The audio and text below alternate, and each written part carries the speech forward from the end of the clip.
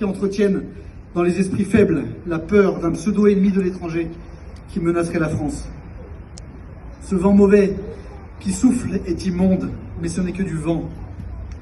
Car que menacent les musulmans de notre pays? Que menacent les femmes qui font du sport ou accompagnent une sortie scolaire en portant un voile?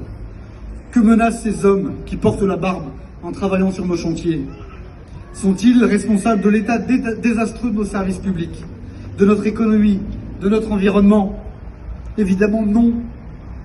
Mais la stigmatisation quotidienne des musulmans permet d'oublier ceux qui sont véritablement responsables du malheur des Français et de l'état de notre pays. Et figurez-vous que c'est exactement l'objectif recherché. C'est ce que disait Toni Morrison dans Beloved, un roman qui traite de l'esclavage aux États-Unis. Ils veulent nous convaincre que nous sommes la cause de leur malheur pour ne pas avoir à regarder leurs propres fautes. Mais ces paroles ne sont pas sans conséquences. Elles ne sont pas sans conséquences pour celles et ceux qui se voient refuser un travail ou un logement à cause d'un nom de famille qui devient suspect. Elles ne sont pas sans conséquences lorsque des enfants grandissent dans un pays qui les rejette et leur dit qu'ils y seront toujours étrangers, considérés comme des Français de papier.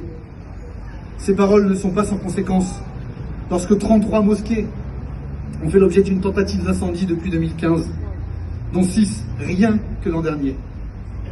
Ces paroles haineuses n'ont pas été sans conséquences pour Aboubacar Cissé, qui a payé de sa vie son appartenance religieuse. Nous connaissons où mène la pente sur laquelle nous sommes engagés. Dans les années 30, ce sont les Juifs qui ont été ciblés comme responsables de tous les maux de notre pays et de notre continent. Et cela a abouti au plus grand crime de l'histoire de l'humanité. Nous le savons. Ils le savent. Alors nous ne sommes pas encore là, et heureusement. Mais c'est précisément maintenant, parce qu'il est encore temps, qu'il faut s'élever, se révolter contre les discours de haine qui ciblent toute une population en la rendant coupable d'exister. Il faut se mobiliser aujourd'hui, avant qu'il ne soit trop tard. Et pour cela, il n'y a qu'un seul moyen. Non pas celui de rentrer dans la spirale de la haine, c'est exactement ce qu'ils espèrent. C'est exactement ce qu'ils cherchent à produire, des preuves pour leur discours. Non, le meilleur moyen de les combattre, c'est de leur donner tort sans relâche et à chaque instant. Harvey Milk, militant américain contre l'homophobie, disait « Vous ne pouvez pas combattre la stigmatisation avec le silence. Il faut du bruit, du courage et de la persévérance. » C'est là notre responsabilité à tous, à nous tous les vrais républicains de ce pays, fidèles à sa devise et qui respectons la laïcité, c'est-à-dire le droit de croire ou de ne pas croire, et la neutralité de l'État vis-à-vis des religions.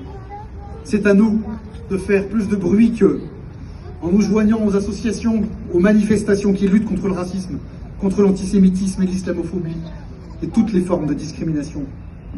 C'est à nous d'être plus courageux en ne baissant jamais la tête, en ne laissant rien passer quand ils s'en prennent à nos concitoyens. C'est à nous de persévérer toujours, de ne jamais lâcher, de ne jamais faiblir, car nous sommes le dernier rempart au déchaînement de haine et de violence qu'ils préparent et alimentent chaque jour. Faisons-le avec dignité pour Aboubacar Cissé. Faisons-le pour nos compatriotes musulmans. Faisons-le pour la République qui doit nous permettre de vivre ensemble, quelle que soit notre origine, notre couleur de peau, notre religion. Faisons-le enfin parce que la France, c'est nous, 1000 fois nous, et certainement pas les propagateurs de haine qui arment la main des meurtriers.